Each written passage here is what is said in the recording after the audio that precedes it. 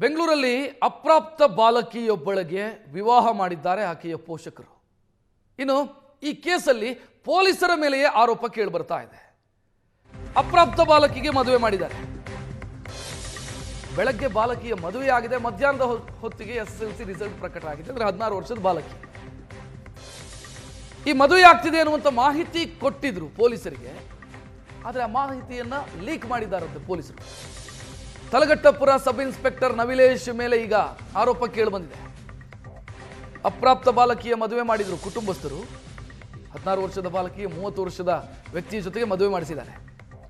ಈ ಮದುವೆಯ ಬಗ್ಗೆ ಮಾಹಿತಿಯನ್ನು ಒಬ್ಬರು ಮಾಹಿತಿದಾರರು ಕೊಟ್ಟಿದ್ದಾರೆ ಪೊಲೀಸರಿಗೆ. ಈ ಪೊಲೀಸರು ಏನು ಮಾಡಿದ್ದಾರೆ, ಆ ಆಡಿಯೋವನ್ನು ಇವರ ಕುಟುಂಬ ಸದಸ್ಯರಿಗೆ ಕಳಿಸ್ಕೊಟ್ಟಿದ್ದಾರೆ. ನವಿಲೇಶ್ ಅನ್ನುವಂಥ ಇನ್ಸ್ಪೆಕ್ಟರ್ ಅಂದ್ರೆ ಮಾಹಿತಿಯನ್ನ ಲೀಕ್ ಮಾಡಿದ್ರು ಅನ್ನುವಂಥ ಆರೋಪವನ್ನು ಈಗ ನವಿಲೇಶ್ ವಿರುದ್ಧ ಮಾಡ್ತಾ ಇದ್ದಾರೆ. ಮೊನ್ನೆಯಷ್ಟೇ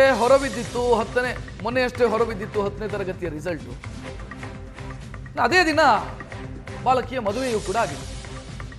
ಅರುಣ್ ಅಮರನಾರಾಯಣ ದೇವಸ್ಥಾನದಲ್ಲಿ ಪೊಲೀಸರು ದಾಳಿ ಮಾಡಿದ್ರು. ಆಗಲೇ ಮದುವೆ ಮುಗಿದು ಹೋಗಿತ್ತು. ಚಿಕ್ಕನಾತಕನಹಳ್ಳಿಗೆ ಬಾಲಕಿಯನ್ನು ಸ್ಥಳಾಂತರ ಮಾಡಿದ್ರು. ಇದರ ಮಾಹಿತಿಯನ್ನು ಅರುಣ್ ಅನ್ನೋರು ಕೊಟ್ಟಿದ್ರು ಪೊಲೀಸರಿಗೆ. ಈ ಅರುಣ್ ಅವರು ಮಾತನಾಡಿರುವಂತ ಆ ಆಡಿಯೋವನ್ನ ನವಿಲೇಶ್ ಅವರು ಬಾಲಕಿಯ ಕುಟುಂಬಸ್ಥರಿಗೆ ಕಳಿಸಿದ್ದಾರೆ. ಅಂದ್ರೆ PSI. ಆ ಆಡಿಯೋ ಮತ್ತೆ ಅರುಣ್ ಕೈಗೆ ಬಂದಿದೆ. ಆಗ ಅರುಣ್ಗೆ ಗೊತ್ತಾಗಿದೆ ಪೊಲೀಸರು ಡಬಲ್ ಗೇಮ್ ಮಾಡ್ತಿದ್ದಾರೆ. ಇಲ್ಲಿ ಬಾತ್ಮೀದಾರರ ಮಾಹಿತಿಯನ್ನೇ ಬಹಿರಂಗ ಮಾಡಿದ್ದಾರೆ ಪೊಲೀಸರು ಅಂತ. ಈಗ ಪೊಲೀಸರ ವಿರುದ್ಧ ಕಮಿಷನರ್ಗೆ ದೂರು ಕೊಟ್ಟಿದ್ದಾರೆ. ಆ ಆಡಿಯೋವನ್ನ ನೋಡೋಣ. ಮದ್ವೆ ಆಗಿರೋದು ಕನ್ಫರ್ಮ್. ಫೋಟೋ ಎಲ್ಲೂ ಯಾರ ಹತ್ರನೂ ತೆಗಿಯಕ್ ಬಿಟ್ಟಿಲ್ಲ. ಮದ್ವೆಗ್ ಬರೋರ್ನು ಮದ್ವೆ ನಿಂತೋಯ್ತು ಅಂತ ಅವ್ರ ಒಬ್ಬೊಬ್ರನ್ನ ಅಲ್ಲಲ್ಲಿಗೆ ಕಳಿಸ್ಬಿಟ್ರು. ಮಿಕ್ಕಿದ್ ಏನ್ ಜನ ಇದ್ರು ಆ ಜನನ್ನೇ ಬೆಳಗ್ಗೆ 4 ಗಂಟೆಗೆ ಕರ್ಕೊಂಡೋಗಿ ಮದ್ವೆ ಮಾಡಿ ಕರ್ಕೊಂಡ್ ಬಂದವ್ರೆ. ಸೇಮ್ ಪ್ಲೇಸ್ ಅಲ್ಲೇ ಮದ್ವೆ ಮಾಡ್ಸವ್ರೆ. ಬೆಳಗ್ಗೆ ಇಲ್ಲಿಂದ 4 ಗಂಟೆಗೆ ಬಿಟ್ಟವ್ರೆ. 4 ಗಂಟೆಗೆ ಬಿಟ್ಟು ಸೇಮ್ ಪ್ಲೇಸ್ ಅಲ್ಲೇ ಮದ್ವೆ ಮಾಡಿ ಅಲ್ಲಿಂದಾನೆ ಡೈರೆಕ್ಟ್ ಊರ್ ಕರ್ಕೊಂಡ್ ಹೋಗ್ಬಿಟ್ಟವ್ರೆ. ಗಂಡ ಹೆಂಡತಿ ಇಬ್ರು, ಗಂಡು ಹೆಣ್ಣು ಇಬ್ರು? ಹೌದು ಊರ್ ಕರ್ಕೊಂಡ್ ಹೋಗವ್ರೆ. ಊರಲ್ಲಿದ್ದಾರಾ? ಊರಲ್ಲಿದ್ದಾರೆ. ಆ ಹುಡ್ಗಿದ್ ಇವತ್ತು ರಿಸಲ್ಟ್.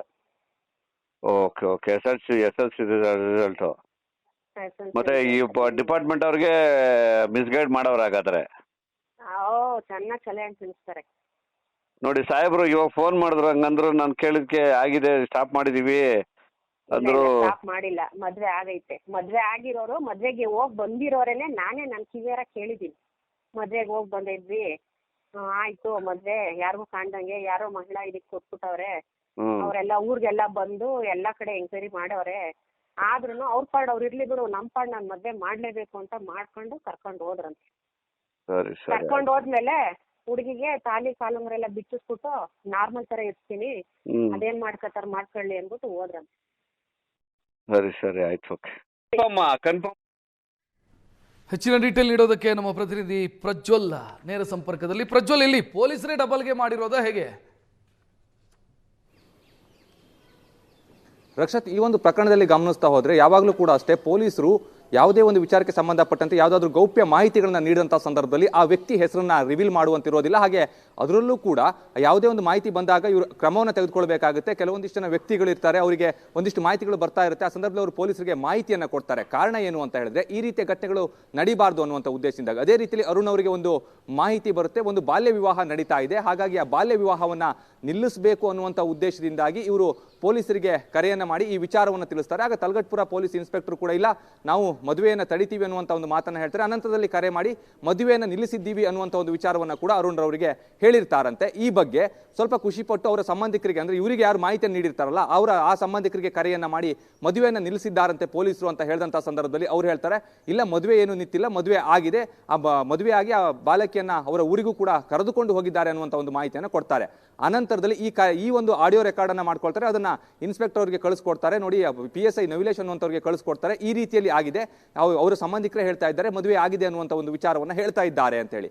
ಆ ಒಂದು ಆಡಿಯೋವನ್ನ ಅವರ ಸಂಬಂಧಿಕರಿಗೆ ಮತ್ತೆ PSI ಅವರು ಕಳಿಸಿಕೊಟ್ಟಿದ್ದಾರೆ ಅನ್ನುವಂಥ ಒಂದು ಆರೋಪವನ್ನ ಈಗ ಅರುಣ್ ಮಾಡ್ತಾ ಇರುವಂಥದ್ದು. ಅವ್ರು ಹೇಳ್ತಾ ಇರುವಂಥದ್ದು ಇಷ್ಟೇ, ಅಂದ್ರೆ ಪೊಲೀಸ್ ಇಲಾಖೆಯಲ್ಲಿ ಗೌಪ್ಯತೆಯನ್ನ ಕಾಪಾಡಬೇಕಾಗುತ್ತೆ. ಪ್ರತಿ ವಿಚಾರಕ್ಕೂ ಸಂಬಂಧಪಟ್ಟಂತೆ ನಾವೊಂದು ಮಾಹಿತಿಯನ್ನ ಕೊಟ್ಟರೆ ಮಾಹಿತಿ ಕೊಟ್ಟಂತವ್ರು ಯಾರು, ಬಾತ್ಮೀದಾರರು ಯಾರು ಅನ್ನೋದ್ರ ಬಗ್ಗೆ ಅವರು ಮಾಹಿತಿಯನ್ನ ಬೇರೆಯವರಿಗೆ ತಿಳಿಸಬಾರ್ದು. ಅದರಲ್ಲೂ ಕೂಡ ಯಾರು ಇರ್ತಾರೆ ಆರೋಪಿಗಳು ಅವರಿಗೆ ಆ ಮಾಹಿತಿಯನ್ನ ಕೊಡಬಾರ್ದು ಅನ್ನುವಂಥದ್ದು ಪೊಲೀಸ್ ಇಲಾಖೆಯಲ್ಲಿ ಇರುವಂತಹ ಒಂದು ನಿಯಮ ಕೂಡ ಹೌದು.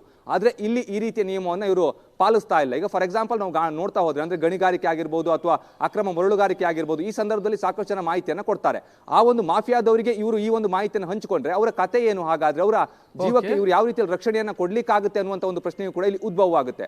ಈ ರೀತಿಯಲ್ಲಿ ಈ ಒಂದು ಘಟನೆ ನಡೆದಿದೆ ಅನ್ನುವಂತ ಒಂದು ಆರೋಪವನ್ನು ಕೂಡ ಮಾಡ್ತಾ ಇರುವಂತದ್ದು. ಈ ಬಗ್ಗೆ ಪೊಲೀಸ್ ಕಮಿಷನರ್ ಅವರಿಗೆ ಅರುಣ್ ಅವರು ಒಂದು ದೂರನ್ನು ಕೂಡ ಕೊಟ್ಟಿದ್ದಾರೆ. ರಕ್ಷತ್, ಧನ್ಯವಾದ ಪ್ರಜ್ವಲ್ ಮಾಹಿತಿಗೆ.